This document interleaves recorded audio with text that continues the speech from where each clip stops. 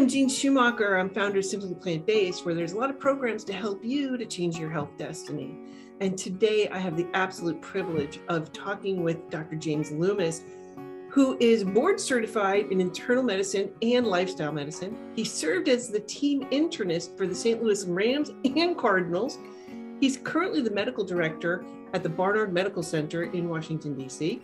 And of course, he was featured in the most powerful movie, Game Changers.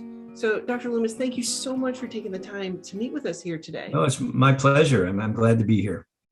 Well, in your initial medical training, did you get any training on nutrition? No, not any meaningful training. And that's still true today, unfortunately. Med school was a while ago, but, I remember having a couple of nutrition classes, which were really glorified biochemistry classes, right? We learned about proteins and carbohydrates and vitamins and such. But more importantly, what we were taught were the diseases that came, right? When you didn't consume enough B6 or B12 or whatever. And I can honestly tell you in my career, I've never seen a case of scurvy or kwashiorkor, protein deficiency. It was maybe 2 lectures, so maybe 2 or 3 hours, if I recall, at the most. But we didn't learn anything about food, right? And it's interesting because I do think that this kind of nutritional reductionism that we're taught in school and the way even the general public perceives nutrition, that creates a lot of problems, right? I mean, think about it. 30 years ago, 40 years ago, we were worshiping carbs and demonizing fat and kind of the eras of Snackwell's cookies, right? Fat-free, it's free food. Well, now, we're demonizing carbs and we're worshiping protein. You can get protein water with protein added to it, which is insane. That leads to some crazy ideas, right? All carbs are the same. It's not, carbs aren't the problem. It's the package they come in. I think nutritional reductionism has become really pervasive in our society, both in the way that doctors and even dietitians are taught what patients perceive what a healthy diet looks like. It's not focused on the food. It's focused on what the food is made out of, which is very problematic in many ways. Share with us your story. I mean, when did you get that message about a plant-based lifestyle? I mean, at what point did you decide to go plant-based? What was your motivating factor, your aha moment? Yeah, that's a great question. So, if you would have asked me 10, 11 years ago, which was when I made that transition, before that, if I ate healthy, right? I said, well, sure I do. I eat low-fat dairy and lean meat. This is a food pyramid, right? Low-fat dairy, lean meat. Try to get plenty of fruits and vegetables and whole grains, and try not to eat too much ice cream because, moderation was the key, right? Now, in retrospect, one of the disconnects was, Monday, the nurses bring cookies in the office, and Tuesday I have a donut in the doctor's lounge, and Wednesday I got for a cheeseburger, and Thursday it's someone's birthday and have a little cake and ice cream. Friday rolls around, I'm thinking about how healthy I ate this week because I only ate cookies once, right? So I'm moderating the trees, but I'm not seeing the forest. And unfortunately, in the fall of 2010, I was playing with my dog and I tore my meniscus in my knee. And I had to wait. I was really busy at the time. So I had to wait toward the end of the year to get surgery. And so I couldn't exercise. And unfortunately found out that you can't literally outrun a mediocre diet. After really a decline, going from fairly active to no exercise, I gained a lot of weight very quickly. Then I had surgery, and because my leg had gotten weak from not using it those months, I didn't do the rehab because doctors are terrible patients to start with, right? I ended up not really doing the rehab, which made me gain some more weight. And next thing I knew, I went into atrial fibrillation, actually, which is an irregular heart rhythm. But I had undiagnosed sleep apnea. So with the weight gain, I developed sleep apnea. So I start collecting doctors, and I'm in St. Louis at the time, and I'm seeing friends of mine, world class, and I'm collecting them, right? I've got a pulmonary doctor who's giving me the CPAP machine, very sexy to wear at night, by the way. The ladies love it. Yeah, ladies dig the CPAP. I was on heart pills for my irregular heart rhythm. I go see my primary care doctor. My cholesterol's through the roof. I got borderline diabetes. I got borderline blood pressure. I mean, I was 51-ish, 50-ish, 51. And I'm just like all my patients, right? And so I'm taking these, they're prescribing all these pills, and I know where this is headed, but I don't know how to head it off because I don't know what to do. So one day in the summer of 2011, I'm laying on the couch, flipping through Netflix, and I come across Forks Over Knives, the documentary. And right. I'm like, I watch it, and I'm like, wait a minute, food is medicine. Like, you kind of hear that, but like, wow, how come I didn't learn that in med school? So I came back to the office. I was on the faculty at WashU, and I looked up some of the research that had been done up to then. And, it's very compelling. And I ordered the China study from Dr. T. Colin Campbell. Very shortly thereafter, I said, you know what, it would be really unconscionable for me not to go on a plant-based diet and see what happens, right? So I made a commitment in July of 2011, so about 10 years ago this last summer, to go on a plant-based diet, and made a commitment to rehab my knee. 3 or 4 months later, without really any change in exercise per se, I had lost 30, 40 pounds. My sleep apnea went away. My A-fib went away. My cholesterol dropped from 260 to 150 on no drugs. I had lifelong asthma and allergies. They all went away. And I could start exercising again. And, you fast forward, when I turned 60 2.5 years ago, I wanted to do something epic. I actually trained for and did a full Ironman at 60 years old, all on plants, right? You got to say what an Ironman is for people that don't know what that is. Yeah, so it's a 2.4-mile swim, and then you get out of the water and you bike 112 miles, and you get off the bike and you run a marathon.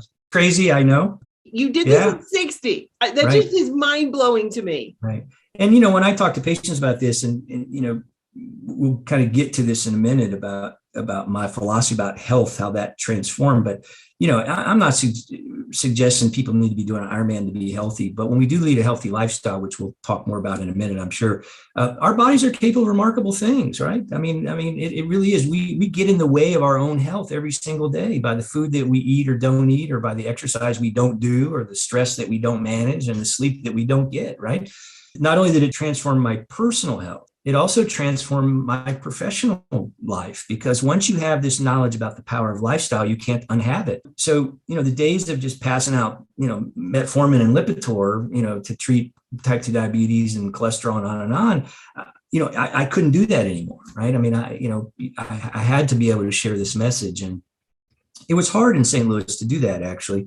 St. Louis is a great town. It's a great place to get sick, but not so great a place to get well. And it's better now. For example, like when I first went plant-based, I was in practice, obviously, there was no plant-based dietitians. There was no plant-based cooking classes to speak of. I actually had diabetes specialist friends of mine accuse me of malpractice because, patient would come in and they would see me and they got type 2 diabetes and they're on insulin, et cetera, put them through kind of a program. They lose 40, 50 pounds. They go see their endocrinologist. The endocrinologist says, you look great. How much insulin are you on? Oh, I'm not taking insulin anymore. Well, who told you to do that? Well, my primary care doctor. Well, you need a new primary care doctor, because if he's telling you can reverse diabetes, that's malpractice, and the irony of that situation oftentimes was not the fact that they needed a new internist. They didn't need the endocrinologist anymore, right? So it's much better there. Fortunately, my good friend, Karen Dugan, who has opened a year and a half ago, or it's called the Center for PlantBased Living in St. Louis, is a very, first of the nation. It's a brick and mortar culinary education center, actually. I travel back there quite often and we do programs together, but she has cooking classes, it's about teaching people culinary literacy around plant-based nutrition.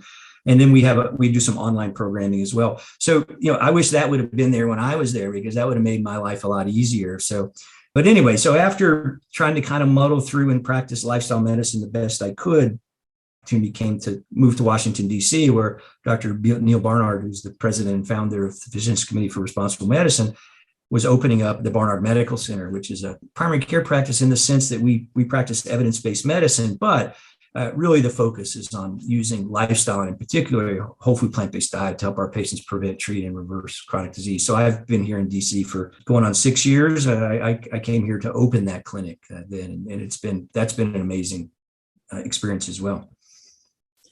You guys are doing telemedicine as well, and expanding the state. So if anybody is looking for a plant-based doctor that can walk you through these changes, because your body's going to change, and you're going to need someone that's going to know what is coming. Right. It's, about de-prescription, and if you go to barnardmedicalcenter.org, our website, the states that we are currently seeing patients in is constantly expanding. So you can see a complete list there if you go to our website. I'm currently licensed in Missouri, Florida, California pretty soon, Maryland, Virginia, DC, but we have clinicians licensed in about 20, 30 states all over the country. So. Well, what was the most difficult obstacle you faced to going plant-based? Once I made that commitment in my mind, I didn't find it terribly difficult. Fortunately, I had some culinary literacy beforehand.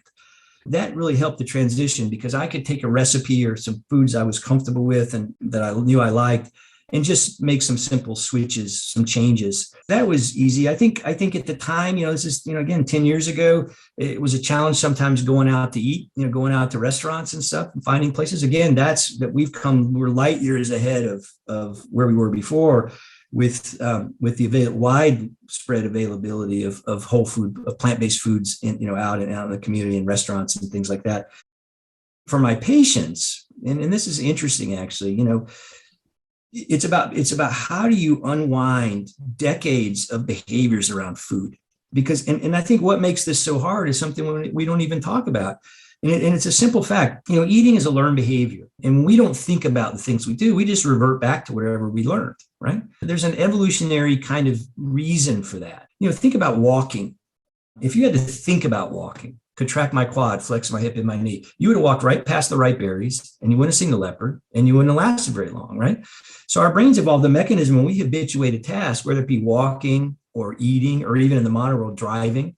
Very quickly, our subconscious brain takes over. And that's to allow our conscious brain to scan the environment for opportunities and threats, for berries and leopards, or if you're driving, for cars running the red light. And we still have these kind of Stone Age brains in the fast lane that we live in today. And so, for example, if you've learned, so all your food preferences, things you like, foods, things you don't like, triggers to start eating, triggers to stop eating, environmental triggers, emotional triggers, that's stuff you learned a long time ago. And then we just revert back to those when we don't think. So white bread, right? White bread's not healthy, highly processed. If the environmental trigger you learn to eat white bread is when you go to the restaurant and the waiter puts it on the table, at that moment in time, you don't have to think about eating the bread. You have to think about not eating the bread, right? And if you're tired of thinking, if you're tired of thinking you had a busy day at work, whatever, what happens to the bread? You eat it, and it's not your fault. We beat ourselves up. It's not your fault. That's just the way our brains work. Now you can change that, but it's very, very difficult. We don't need any more research on the optimum diet to prevent, treat, and reverse diabetes and heart disease and many cancers. What we need research on is how to facilitate behavior change, because it's the behavior change part that is so difficult, right? Back to the kind of the driving analogy. And again, I did some of this personally as I made this transition to help me develop better habits. So think about driving, right? Again, you get in your car, you don't think about putting on your blinker and putting on your brake. You can listen to the radio and talk on the phone and still get off on the right exit because our subconscious brain is making these choices, right? So what would happen tomorrow if you moved to London, England, right? And you wanted to drive a car?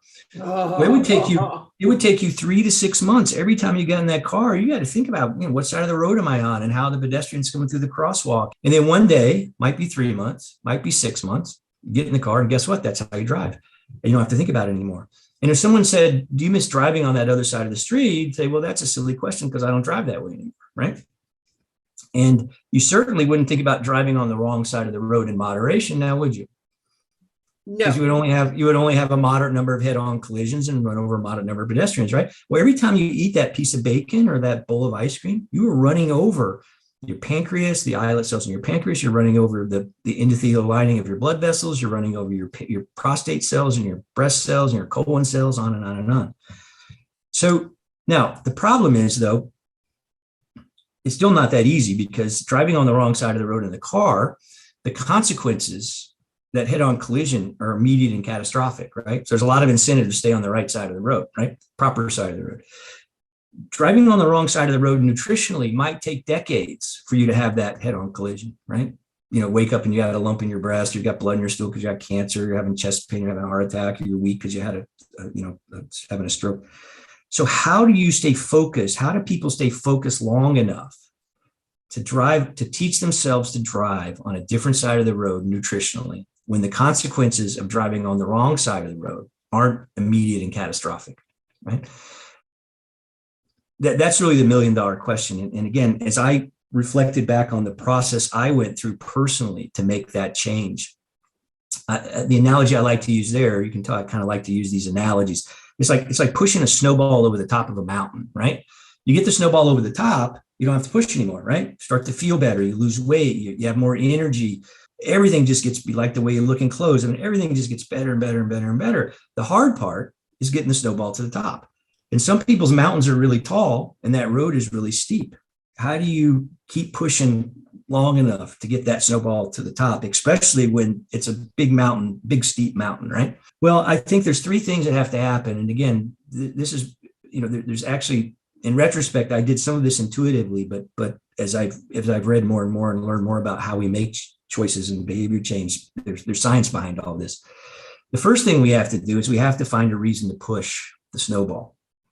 And for me, it was kind of knowing downstream what my life was going to look like if I didn't turn things around. I was going to be on, I was already on cholesterol medicine. I was going to be on diabetes medicine and, on and on and on and on. So, and as physicians, oftentimes we come at that piece of it through a paradigm of fear, right? You need to lose weight, or, you're going to get diabetes and then you're going to cut your toe off, or you need to get your blood pressure down, you're going to have a stroke, or you need to get your cholesterol down, you're going to have a heart attack, or quit smoking, get lung cancer. People already know that, right? And it doesn't facilitate long-term change. They might be motivated for a week or two when they leave the office, but it doesn't motivate long-term change. So a different way to frame that question is, why would it be important for you not to have those bad things happen?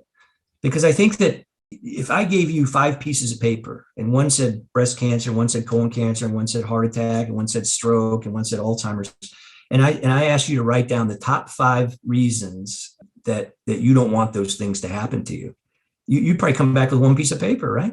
For my kids, my grandkids, my retirement, I want to play the top 100 golf courses, I want to sail around the Caribbean, whatever you want to be doing. So whatever people want to be doing in the next 20, 30, 40, 50 years, today is the day to start pushing the snowball to be sure that those things happen, right? Second of all, you have to figure out how to lower the slope of the road and the height of the mountain. And that's really systematically and honestly looking at barriers, what's going to make this difficult for you, and then trying to come up with a solution. So I don't know how to cook. I don't know how to shop. I don't know what quinoa is. I travel. I'm on a budget. I don't have a lot of time. There's answers to all those things. You have to kind of seek them out proactively. Sometimes when we come up against a brick wall, that's a sign we need to turn around and came back where we came from, right? Not recognizing it's an opportunity to figure out how to get over, under, or around the wall. And that's where programs like Karen's programs are so incredibly valuable, because culinary literacy for many people is missing, especially in the modern world. We live these busy lives. We don't know how to boil water. We don't cook anymore. Right, exactly. And then lastly, and probably just as important, it's about recruiting in as many people as you can to help you push that snowball. So it's creating a social network around change, whether it be friends and family. My partner, she and I committed to do this together, and I had support from my kids. And so that was very helpful in that hard part, right? Having that social support. And I think if you recognize that bad choices, when we make bad choices, it's not your fault necessarily. And those are really learning opportunities. You go to a holiday party or a party and you don't eat what you should be eating. And, instead of beating yourself up, reflecting back and saying, why did I make that choice in the moment? And how can I, next time I'm in the same situation, what can I do to make a better choice? So I think it's about setting yourself up for success. And certainly I felt like I did that personally in my own personal journey, was try to really set myself up to be successful, right? None of this is rocket science, by the way. I mean, this is pretty straightforward. Sometimes we try to overcomplicate our food, frankly. Oh, it's true. Yeah. Well, my son was a wrestler in high school. Yep. And we had just started, same thing, forks over knives. And I'm like, yeah, no, that's it. And haven't looked back. We started the journey. And at these wrestling tournaments, oh my God, they're all day marathon events, right? Without question. And sometimes throughout the day, several times a day, you would hear this announcement: the pizza has arrived. Yeah, right. Or the hot dogs are ready, right? Yeah. And the kids would go to the table and just start chowing down on this. Right. Now, as you're going through the day of a wrestling tournament, towards the end of the day, 1 and 2 are wrestling, 3 and 4 are wrestling, 5 and 6 are wrestling for those top 6 places. So as it gets going on, you're getting a better competition that you're getting against, right? And I would see this happen all the time, that the kids would get out of the ring because their chest would be literally heaving. I mean, just so out of breath and heaving. And that would give them a valuable 15 seconds to reset. Okay. And they would reset. And intrinsically, I've never heard a coach say this to a kid, do this. And they would put their arms over their head just to try and stretch their lungs out. Intrinsically, they would do this just to get that like molecule of oxygen more into their lungs before. So in my son, I never saw him do this because first of all, I never gave him money for the pizza because, no, you have a cooler. There's food there. And so after he would wrestle, then he would immediately go and eat from the cooler, which was a plant-based cooler. And then I never saw, his chest would be, not heaving like that. Yeah. He would be breathing deep. Right. But I need athletes to understand that what you eat before you compete can truly have an impact on your cardiovascular system. Oh, that's right. That's right. So please talk to us about this because it's so profound. Let's just back up for a minute, right? Because if you ask the simply fundamental question, as human beings, what did we evolve to do, right? Well, in many ways, we all evolved to be athletes. Now, some of us are more athletic than others, right? So think about it. All of our behavior, all of our anatomy, all of our physiology, all of our nutritional needs, our stress response, all of that evolved to facilitate us, like any living creature, living long enough to find a mate and pass on our DNA, right? Right.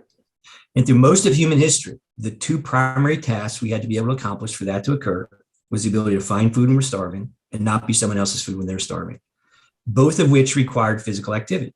So we evolved to be physically active because we had to hunt and gather food or run away from white leopards. So again, you look at the biomechanics of our feet and ankles, our cardiorespiratory physiology, our nutritional needs and metabolism, and even our stress response. We have adrenaline to get us ready to perform activity, cortisol to help us recover. And assuming we survived, that's we'd rest, recover, and refuel. And we'd refuel with what we could find around us on a given day, right?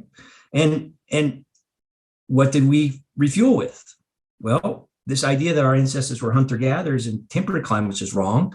We were gatherer-hunters. It was much easier to gather calories off the ground and out of the woods than it was to hunt down animals. You didn't have to sneak up on a strawberry. Right, that's exactly right. There's roots and stems and leaves and seeds and fruits and nuts and vegetables and berries and legumes. That being said, there was no white flower tree or canola oil bush or Dr. Pepper nut, right?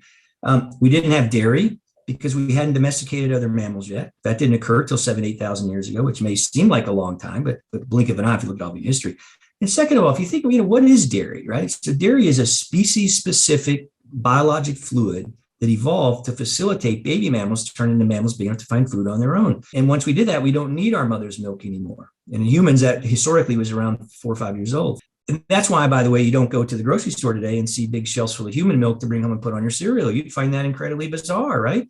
So the idea that we should be consuming another mammal's milk that evolved to eat, to transform a 70-pound cow into a 700-pound cow just doesn't make sense, right?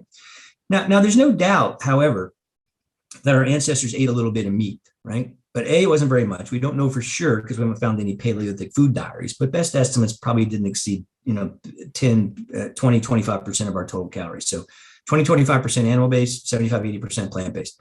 B, they were wild animals, not cows and pigs and chickens and fish stuffed full of corn and antibiotics and hormones, etc. But most importantly, you could argue, I think, that our ancestors had a survival advantage to have that concentrated animal fat and protein to get big and strong and get away from the leopard before they died of some infectious disease when they were 30. So they never had to worry about if I eat all this meat, am I going to get cancer or have a heart attack because they were already dead, right? And we've unmasked these chronic diseases as we've extended human life expectancy, through sanitation and antibiotics, all of which are associated with these chronic diseases.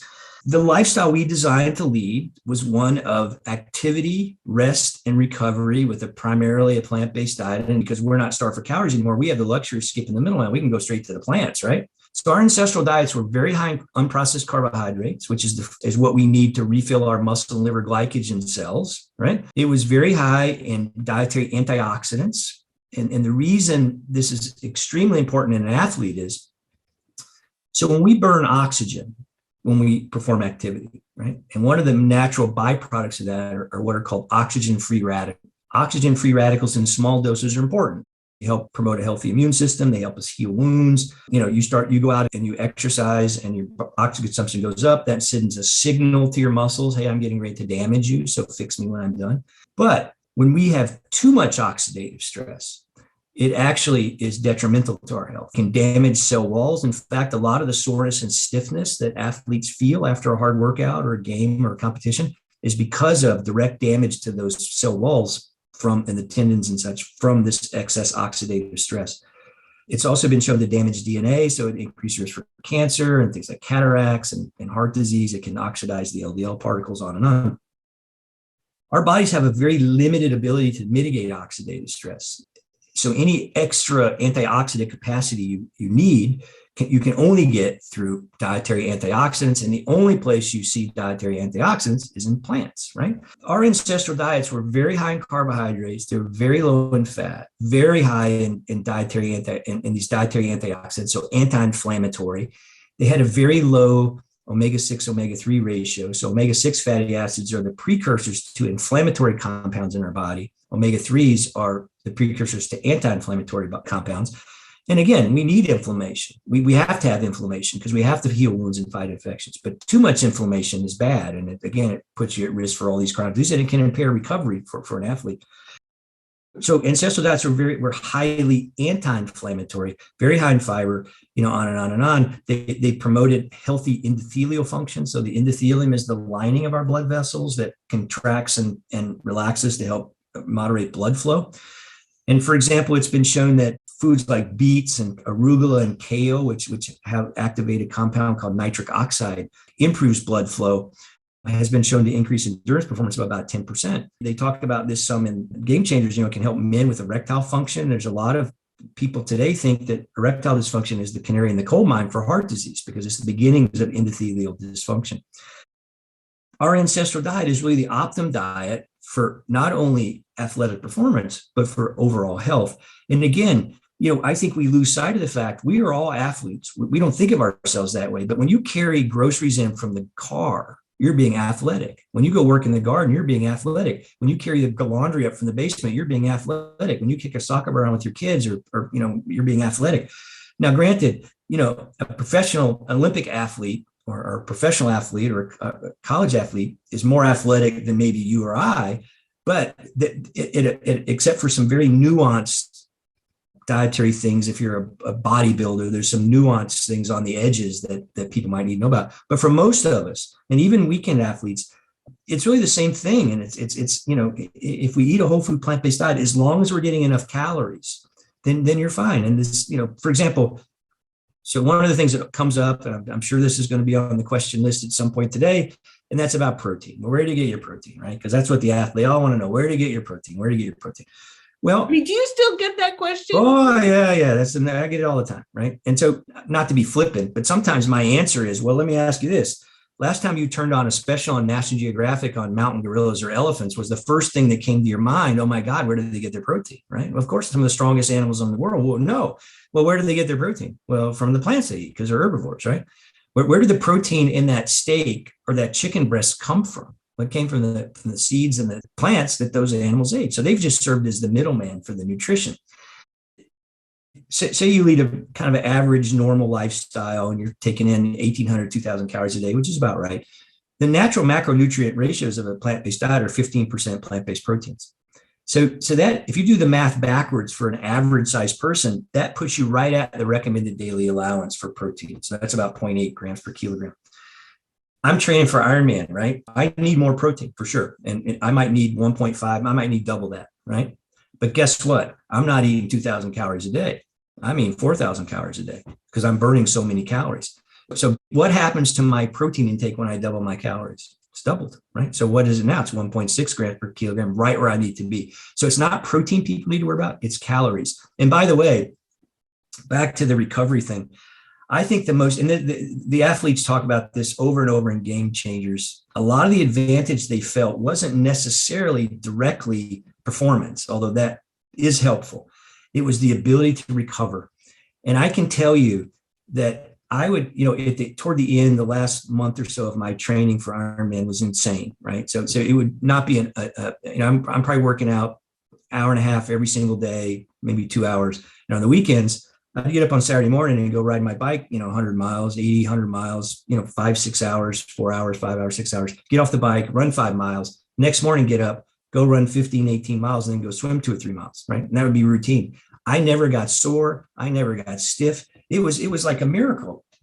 And the reason is because I did a deep dive into all this, was incredibly rigorous with my diet, particularly around these anti-inflammatory foods. So I actually made a evidence-based recovery drink I used that had tart cherry juice, kale and blueberries and chia seed and turmeric and ginger and cinnamon and frozen banana to replace some of the glycogen. And I would drink a glass of that after every hard workout. And I never got sore. And it's funny, my oldest son lives here in DC now, and he's 26. And this summer we would go on some pretty significant bike rides, 40, 50 miles. And he would tell me, he started biking and he says, I really get sore and stiff. And I said, well, I tell you what, next bike ride, I'm going to bring you some of my special sauce here, right? The magic elixir. Yeah. And so we both had our recovery smoothie, recovery shake after. And I called him the next day. I said, how do you feel? He goes, it's unbelievable. I'm not sore. I'm not stiff. So it does work for most people. There's no one diet you need to follow if you're training for an Ironman other than maybe the calorie piece, and another diet you follow to not get diabetes or prevent colon cancer. It's the same thing, right? I mean, and then you take all this one step further. We know that modern industrial agriculture, the effect it has on the environment, contributes more to global warming. And animal agriculture, if you look at pre and post agricultural production, and then the direct effect of methane from ruminant animals in particular, contributes as much to climate change as all transportation together, water use, land use, on and on and on. So think about this. You can make one relatively simple change, maybe not easy, but simple change that maximizes your athletic performance, maximizes your health, maximizes the health of the planet, and is compassionate to other living creatures.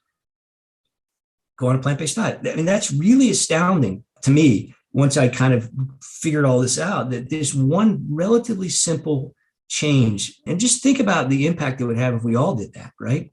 The world around us. It's really astounding. And so it's pretty obvious, I think. I can't not talk about this stuff. No, it's true. It's true. Yeah, I mean, what we're doing to the environment is phenomenal. I mean, that's right. Look at where some of these animals are being raised and these large factory farms. Yeah. The impact on the environment is phenomenal. And in addition, I mean, you could get into like environmental waste from the animals and what. Right. That's right. And deforestation. I mean, the biggest driver of deforestation in the Amazon is to either grow feed for cattle or to graze cattle. It takes at least 2 generations to restore carbon sequestration. For every acre you cut down, it takes 30 to 50 years, if not longer, to be able to recapture that carbon. I guarantee you that deforestation is happening much, much faster than reforestation, unfortunately. That's a whole nother hour talk, though, Right. Okay. Is there anything else that you recommend for recovery in regards to food or drink after a training session? We use 2 sources of energy, right? We have glycogen, which we store in our muscle and liver cells. And it's the muscle glycogen primarily that fuels us for exercise up to hour and a half, maybe 2 hours, maybe a little bit longer with some training. And then everything else, otherwise we burn fat. So we only have enough glycogen stored for relatively short period of time. It's very important, especially if you're training at a high level, repetitive days, it's very important to replenish your muscle glycogen adequately after you perform. Time your muscles are most hungry, if you will, no pun intended, but it's kind of right after you finish. Being sure that you're ingesting carbohydrates, in particular complex carbohydrates, though. I'm not talking about apple juice and things like that. I'm talking about food. Now, we also need some protein as well, but that's not nearly as important in that right post-exercise pattern. There is some evidence that a little bit of protein with those carbohydrates is important, but guess what? Broccoli has protein, right? So a lot of protein, actually. It does. Yeah, it does. So there's as much protein in 100 calories of broccoli almost as there is in an egg, by the way.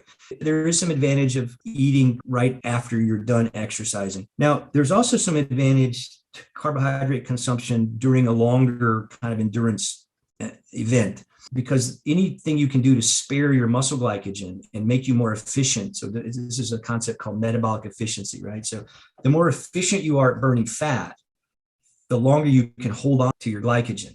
Now, this is really only important for exercise beyond probably a couple hours, right? So we're talking marathon and beyond. If you've ever run a marathon, the concept, and I've done this back before I knew better, but you hear people talk about hitting the wall, right? And that's what it feels like. You're running and running, and then all of a sudden your legs feel like they're full of concrete, right? And that's from glycogen depletion. So when you deplete all your muscle of glycogen your muscles don't want to go anymore, right? And that's called hitting the wall. So you want to delay that, right? You want to make sure that doesn't happen.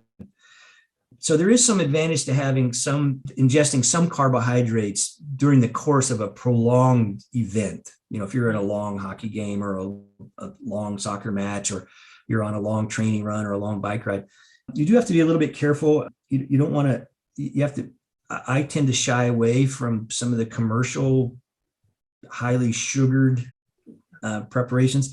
And there's an interesting reason why.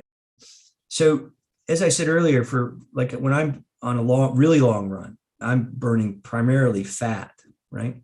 So the trigger to release fat into the bloodstream is actually adrenaline, right? Which is, which comes naturally when we exercise. The trigger to stop releasing fat into the bloodstream that our muscles can burn is insulin, because remember, insulin's job at a fundamental level when we eat is to turn the spigot the other way. So it's just a way to refill the gas tank. So if you eat something highly sugar, like a highly sugared gel in the middle of a marathon, that causes your insulin levels to go up, right? And what does that do? Well, it shuts down fat liberation. So now you've shifted. Now your metabolism has become dependent on glycogen. And if you don't keep doing a gel every 30 minutes, right, then you bonk. And so you really want to try to stay away from that. So what I did was I used more. So there's a concept called Glycemic Index. So, and it's the propensity of a given amount of food to trigger insulin release. So high glycemic index foods trigger a lot of insulin, low glycemic index foods don't. And so using lower glycemic index foods like oranges, or I used dried figs and pretzels with peanut butter in them, things so I tried to use food as best I could to fuel myself during my training, to prevent that bonk, if you will, where now all of a sudden I'm having to eat, every day. And so I got to the point, I could go on a 18-mile run and not really having to even worry about taking, because you can train yourself to burn fat more efficiently. And so you get to the point you don't even need to worry about all that stuff much anymore. And now, I can tell you, on Ironman, we talk a lot about, obviously you have to train to bike and train to run and train to swim. The thing that gets neglected oftentimes is the fourth as important pillar, and that's nutrition, hydration, right? We overlook that a lot, not really understanding. Again, your point about the pizza, right, is true. And I remember I was doing it was a warm up for Lake Placid Ironman. It was in July. I did a half Ironman in Chattanooga, Tennessee, and which is it's only a 1.2 mile swim, a 56-mile bike, and then a half marathon, 30-mile run. Only. Yeah. And it was abnormally hot. It was late May. It was really hot, and a lot of people were struggling. Well, anyway, so I come through the finish line. Papa John's is an Ironman sponsor. So you go through the food, the athlete food. Literally, you come right out of the finish chute, and they take you into this food tent. Pepperoni pizza, cheese pizza. They literally had hamburgers and French fries and chips and soda and wine. And they had some fruit and bananas and all. And I'm like, I can't believe it. Holy cow. Because I hadn't really done it. I had done a half Ironman several years ago, but I hadn't really done an Ironman in a while, and anything like that before in a while. And I'm thinking, that's crazy. So I go back to my transition where I had my bag, and I got my recovery soda out, and my recovery shake out. I drink it. Well, the next day, wandering around, all these guys, they can't walk down the steps. They're all sore, they're limping, and I'm like, I get in my car and I drive 9 hours back to DC. I wasn't sore, wasn't stiff at all.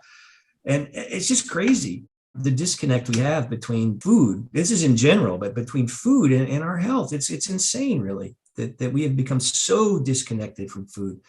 We don't even know what food is anymore, right? And this gets back to my point about this nutritional reductionism. And the food writer Michael Pollan, he has these great rules for healthy eating in his book, In Defense of Food. And they're things like, don't eat anything your great-great-great-grandmother wouldn't recognize as food.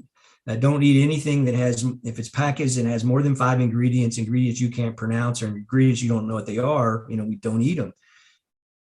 But as a society, we've learned McDonald's is cheap, McDonald's is good, tastes good, McDonald's is convenient. I got to get the kids to soccer practice or hockey practice or whatever. I'm going to drive to McDonald's and get everybody dinner without even stopping to think, what did I just feed my kids, right? I mean, not recognizing that what you're really ordering when you go through that drive-through is not a quarter pounder with cheese and large fries and a soda. It's diabetes and a large stroke with colon cancer on the side. But we don't think of that, right? And especially when you're young, you take a young teenage college athlete, everyone feels invincible. And so the long-term health consequences of our diet really aren't there, right? It's kind of that driving on the wrong side of the road kind of idea, right? I mean, the head-on collision they're going to have from eating unhealthy when you're young is, so far down the road, you can't even think about that. But when you start to fold in athletic performance and things like that, there are real and tangible gains in performance and especially recovery when we do eat a healthy lifestyle. So, but it is hard. It's easier, but it's, as I said earlier, it's much easier now than it was 10 years ago. Well, what do you recommend for hydration? Because our body is three-fourths water. And what is the optimal time to hydrate for, you're doing a practice or how about before the game? When is the time to hydrate? Hydration is very nuanced. You read these things, you got to drink 64 ounces of water a day, whatever. So my answer is it depends, right? And you really need to learn your body because we all have different sweat rates. Sweat rates are highly dependent on, temperature, humidity. They're dependent on training. We sweat more efficiently when we're highly trained. We hold on to what we don't lose as much salt and potassium after we're trained. When we sweat enough, our body will learn to kind of hold on to it. So there's two ways to kind of dictate that. So what I usually recommend, especially if people are at a higher level, and what I did. So I would weigh myself dry and without clothes before a hard workout or in the morning, And if it was a really hard workout in the summer, I would weigh myself when I got back. I would dry off, take my clothes and weigh myself again. And a rough rule of thumb is, so a liter of water weighs a kilogram, okay? And a kilogram is 2.2 pounds. So roughly every 2 pounds you're down from your morning session, that's a liter of water you need to put back, right? That's the most scientific way to do it. And then you can do that again, if you've got to weigh yourself in the morning, weigh yourself at night. And if you're down, because we do have some kind of water loss that we're not aware of, right? When we urinate and then we breathe out water in our breath. Again, weigh yourself in the morning. People, when they're trying to lose weight, the kind of weight loss we typically see is 1 to 2 pounds a week, right? That's 1/7 of a pound a day on the scale. Your weight's down 2 or 3 pounds over the course of a couple of days, then that's not fat, right? That's water weight, right? And I'll tell you a story. When I first started taking care of the Rams in 1995, they had moved from LA. Well, the climate in LA is a lot different than the summers in St. Louis. And they really didn't have a very disciplined approach to some of this stuff. Well, by the second week of practice, we were sitting half the team. We were IVing 3/4 of the people needed IVs because they were cramping up. After a couple of weeks, half of them couldn't even come to the second practice because they had no idea about hydration. They had no idea, right? In fact, I thought I was going to get fired because I had to go to the coach and say, "Listen, someone's going to die. We're going to have to cut back, do some night practices out of the heat." And I thought, they're going to say, this big tough NFL coach is going to tell me, what is this young kid doctor doesn't know what he's talking about. But fortunately, did make some changes. But what I did was the next year we went to training camp.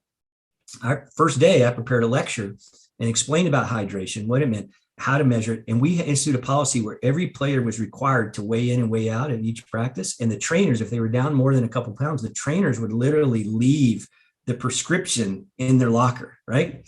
So you need to drink these 3 liters before this afternoon. You need to drink, and then we would weigh them again. If they hadn't met weight, we'd sit them down. We went from probably starting 100 IVs a week to an IV every 2 weeks. Just by educating them about nutrition, about hydration, because it is overlooked and it's very important to do. Now, you do have to be a little bit careful. You can drink too much water. Sometimes we push water. And again, this is where I think it's important to kind of understand your own sweat rates and how much you sweat. And so you can figure that out actually by these weight things. So, if you're out working out, if you work out for 2 hours and you lose 4 pounds and you don't drink anything, then your sweat rates are a liter an hour or whatever it might be. If you're running a marathon in the wintertime, you certainly don't need to be slamming gallons of water, because what can happen is, and this has happened, it can actually dilute your blood and cause your sodium level to drop and cause some heart arrhythmias and things like that. So again, that's more on the far end of things, right? In general, hydration is incredibly important. Now, the other thing you can do, by the way, if you don't have a scale, is to monitor the color of your urine. If you wake up in the morning, your urine's dark yellow, you're not drinking enough water. You really want it to be very light yellow, clear. And so even first thing in the morning. Yeah, if it's that way first thing in the morning, then you're headed for, and you've got a big workout coming up, then you're going to be in trouble, right? Because that means you're already starting the day down. You're dehydrated, right? Okay. Thirst is not a good indicator. And so what ends up happening with these football players, you have a hard practice, you drink 2 liters of water, which is a lot, right? But you're still down a quarter of a liter, you're still down half a liter.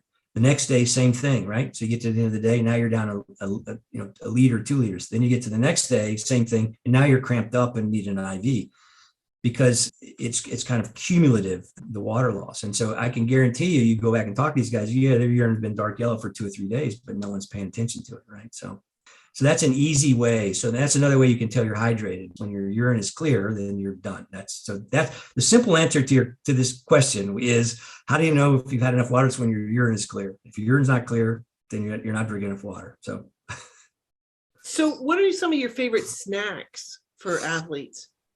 I snack on a ton of fruit, apples or, oranges.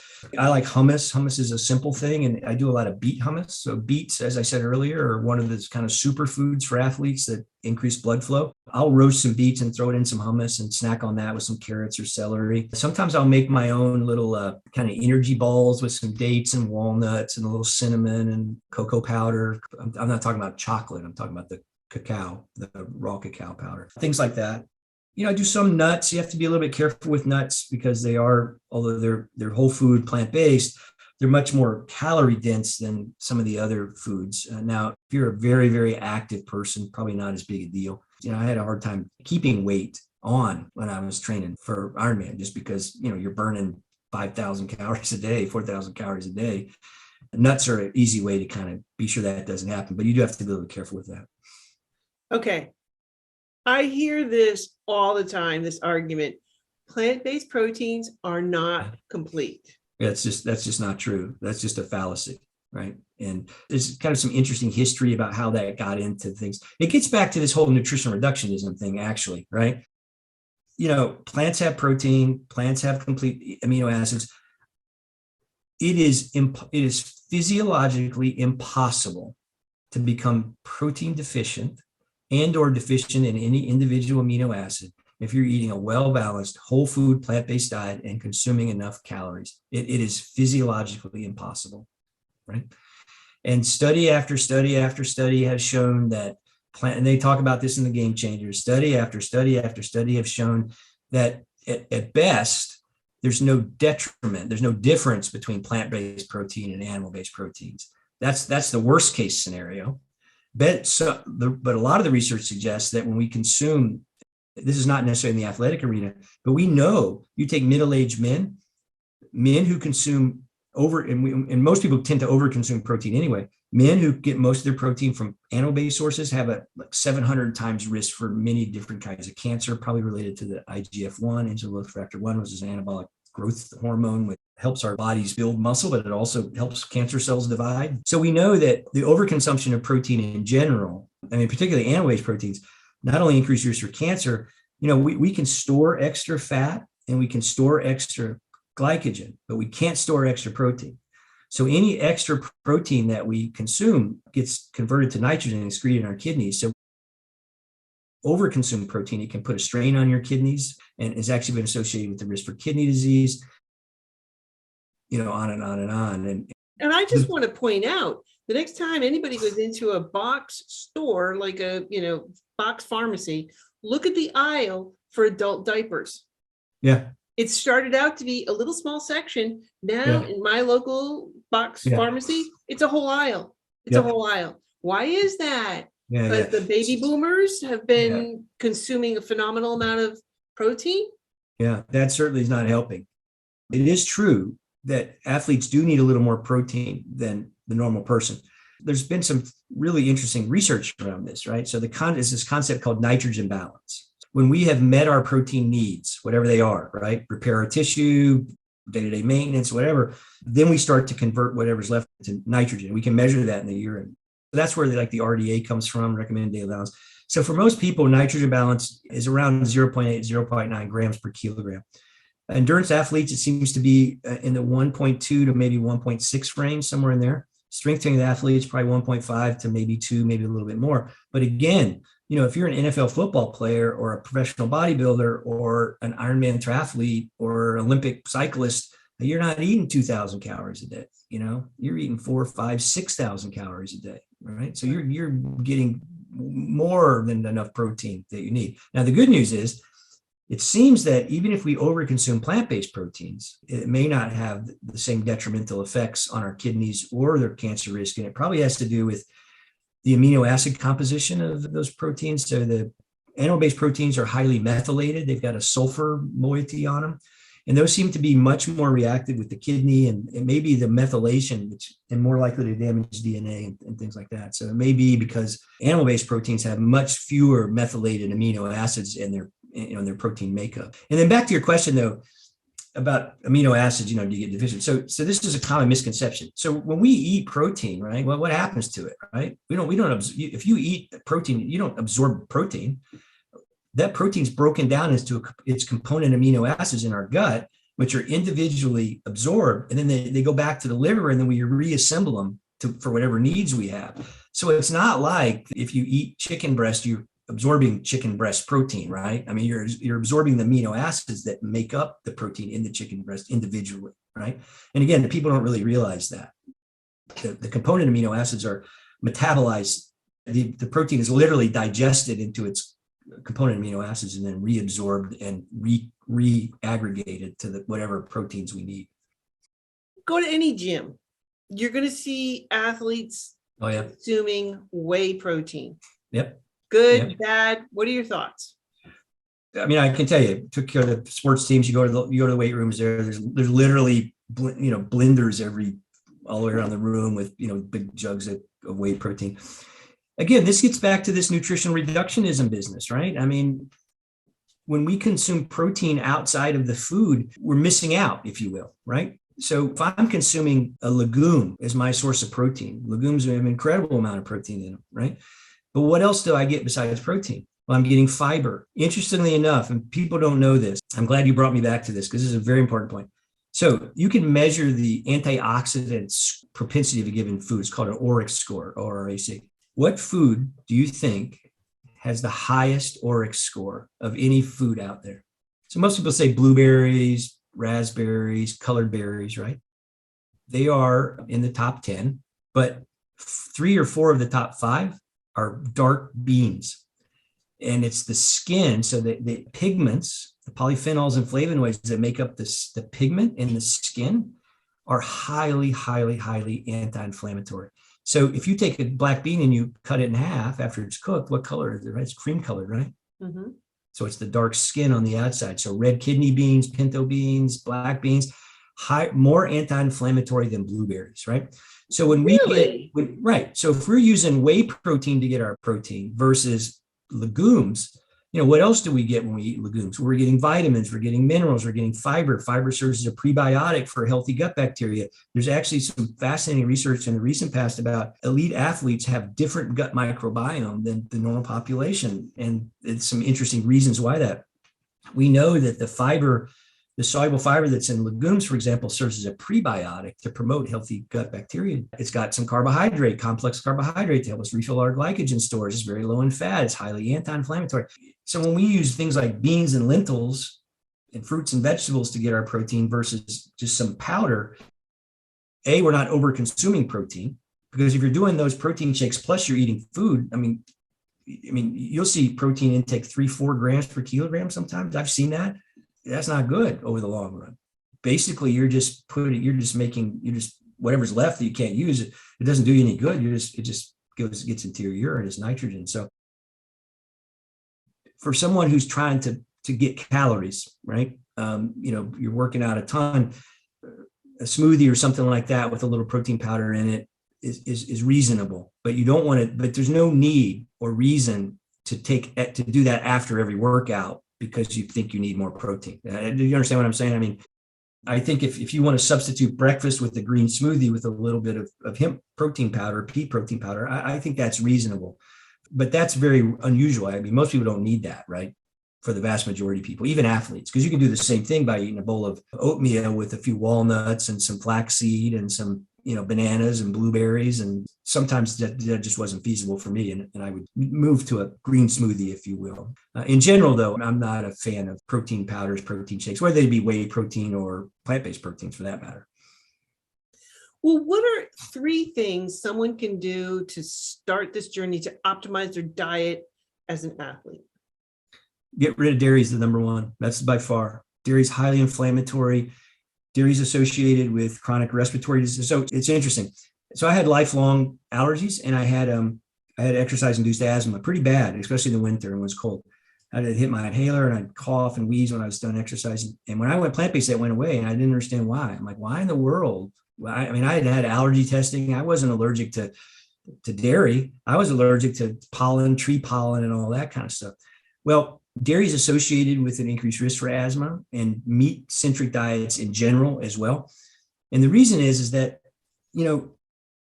imagine that when we consume an inflammatory diet, like the standard Western diet, high omega-6, omega-3 ratio. And by the way, the biggest source of omega-6s and fatty acids in the Western and saturated fat in the American diet is dairy, right? So when we eat this highly inflammatory diet, which is devoid of antioxidants because we're not eating enough green, colored food, legumes, we're over-consuming dairy, meat, high omega-6. So our immune system is really ramped up, right? So imagine your body is a house, right? And every room in the house is an organ system. So we have a respiratory room, we have a skin room, we have a joint room, we have a brain room, and thyroid room. So imagine you fill your house up with angry people, right? Because we're eating this inflammatory diet, and a stranger wanders in the room, whether it be pollen from the grass or it be something you ingested, some gluten or something like that. Well, when that stranger enters the room, depending on the nature of the stranger or what room it wanders into, that dictates the clinical state. So come in the respiratory room, you've got asthma allergies. You come in the skin room, you've got psoriasis or eczema. You come in the joint room, you've got rheumatoid arthritis or osteoarthritis. They come in the thyroid room, you got thyroiditis. So these strangers we're either breathing them in, or they're coming in through our gut because our gut leaks because we have an unhealthy gut microbiome. So I still had the same allergies, but because I'm now on an anti-inflammatory diet, when the stranger walks in the room, everyone's sitting around listening to Mozart and drinking green tea, right? So they're not attacking that stranger, right? And so even though I'm still allergic, if you will, it's kind of like your reverse diabetes. By getting rid of all that inflammation, I can no longer mount this hyperimmune response to these strangers that are coming into my body. So, and dairy is one of the biggest culprits there. So if I had to tell you one thing, if there's one thing you could do, it's get off the dairy. And the good news is nowadays there are a plethora of tasty, healthy plant-based milks out there. There's some amazing plant-based cheeses. I'm not talking about the fake cheese, that's just, canola oil. I'm talking about some of the fermented cheeses like Miyoko's. Some of those plant-based cheeses, you couldn't tell the difference between that and real cheese, right? Now, you do want to be careful with the plant-based milks. You want to be sure there's no sugar added. And, I don't like the flavors and all that. I've gravitated more toward oat milk. So it doesn't mean you have to give up dairy per se. You don't have to give up milk, but it's just dairy, right? If that makes sense. So that's the number one thing. Okay, number one. What are 2 other things they can do? Pick one meal a day. So some people will start out, you'll do, some people like a strategy called VB6, vegan before 6, right? So breakfast and lunch is vegan. If you want to have a little meat at dinner is a transition, right? Or a day. So pick one day a week, meatless Monday. So go plant-based for 1 day a week, 2 days a week. So slowly, gradually start to transition foods. If you think about it, we make our food choices out of 2 boxes, right? We have a healthy box, we have an unhealthy box. And in fact, we spend a lot of what we call willpower, what we were talking about earlier about behavior change, trying to keep our hand out of the unhealthy box, right? So another strategy that's helpful is kind of keep track of what you're eating, not a formal food diary, but just kind of understanding what you're eating. Make a list of things you're choosing in the healthy box, things in the unhealthy box, and 1 day a week, pick one thing out of the unhealthy box. So potato chips, I'm going to get rid of potato chips. I'm not going to worry about anything else. I'm just going to switch out potato chips to hummus or something healthy or whatever, right? And then next week, pick another thing out of the unhealthy box. So slowly but surely start to pull things out of that unhealthy box, find a healthy alternative, move it into the healthy box. Start with the easy things. You want to set yourself up with success, not failure. So don't, if soda is really hard if you're addicted to soda, don't start there, save that to the end, because you start to build on your successes. So that's another strategy that will help people kind of make that transition is to kind of slowly but surely remove one day at a time, 1 week at a time, because this is a process, right? And by the way, if you're an athlete, you certainly do not want to make wholesale changes to your diet and your sports nutrition in the middle of a season, right? Because you don't want to do that. So I'm not suggesting everyone needs to go vegan tomorrow, plant-based tomorrow, right? Because that's not smart at all. There will be a time your gut has to adapt as our bodies get used to different gut bacteria. So, a lot of people get gassy and bloating. So you do have to do, if you're going to make wholesale change, be sure you do that in the off season. If you're an athlete, do it in the off season, or do it on more of a during a training plan as opposed to in competition season. Very, very important point, because, it does take your body some time to get used to this kind of new way of eating. You don't want to upset the apple cart in the middle of a racing season, hockey season or soccer season or whatever. No, it's true, because the fiber is phenomenal, and your gut needs time to adapt to that increased amount of fiber. And it's profound. And you have to gradually do that. And one thing that I've noticed is, like, I've been plant-based now for over 10 years. So when I 5 or 6 years ago, I'd gone in and bought a bagel, and God is my witness, I was just going to get a toasted multigrain bagel. And the guy says to me, and I used to be a cream cheeseaholic. Yeah. And he says, I got one it's got walnuts and raisins and cinnamon in it. And I'm like, I eat all those things. And I couldn't even stop myself, because I'm a food addict. I'll be the first to go, hi, I'm Gene Schumacher. Yeah. I'm a food addict. Yeah. And I ate it. I couldn't get down 10 minutes down the road. I had to pull off the side of the road. I literally was laying across the front seat mooing. And I could not drive the car. I thought I was going to have to go to the hospital to have my stomach pumped. Yeah. It was that intense. And I got home, and literally it took about 6 hours. I laid in a fetal position on the bed, like praying that, please. I hear that a lot. Why does that happen? Well, it's this whole gut bacteria thing, right? So, just like we have unhealthy gut bacteria that we make healthy, now all of a sudden you're eating these foods that our healthy gut bacteria doesn't like, right? So it's the opposite of getting gas. This is anti-gas, right? It's your body react. And I hear this all the time. People, I've been plant-based, I've been doing really well. And I went to something and I had I went to a barbecue and I had a piece of chicken or whatever. And I was so sick. It's like your body just is not, now you don't have the right bacteria to digest those old foods, right? That your body was used to before. It's the same process in reverse in an unhealthy way, right? Well, and honestly, have I had cream cheese since? Oh, no. I look at cream cheese and go, and I shy away from it, because I remember the pain tremendously. So if one good thing is you just remember and you stay away from that stuff. Yeah. So, well, thank you, Dr. Loomis. Thank you so much for taking the time tonight to be with me and answer these questions, because you're amazing, honestly. Thank you. Your career and everything else. So keep it up. You're on a great mission. Yeah, thank you. Well, as you can probably tell, like I said earlier, I can't not talk about this stuff because it's so important. We don't. In my talks I give, there's a farmer philosopher named Wendell Berry, and he has a great quote, and it's so true. And he says that we're fed by a food system that doesn't care about our health, and we're taken care of by a healthcare system that doesn't care about our food. And at a fundamental level, that's exactly right? And we do not have a sustainable healthcare system, nor do we have a sustainable food system. And if we don't start to make some changes soon, we're going to spend close to $4 trillion on what we call healthcare this year, which is not healthcare, it's sick care in the United States. And that is not sustainable. The CDC estimates 80% plus of those dollars are spent on completely preventable diseases. diet and lifestyle driving by far the vast majority of that, and that is not sustainable, right? It's not sustainable. The current food system we have is not sustainable environmentally. We're overfishing the oceans. The people think that we'll start to see fishery collapses by mid-century, which has devastating, widespread consequences around the world. The climate change is, the conflict over water, and as we will see more and more desertification, and we're losing places we can even grow food.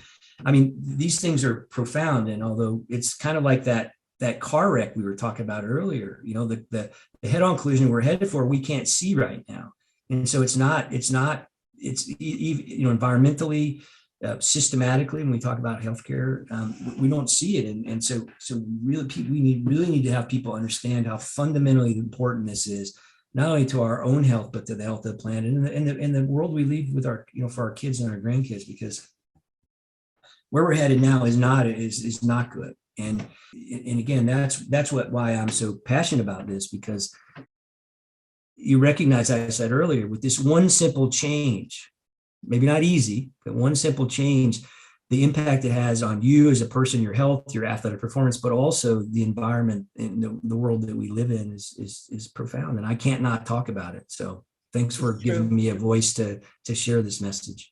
Well, thank you for sharing it. Yeah, sure.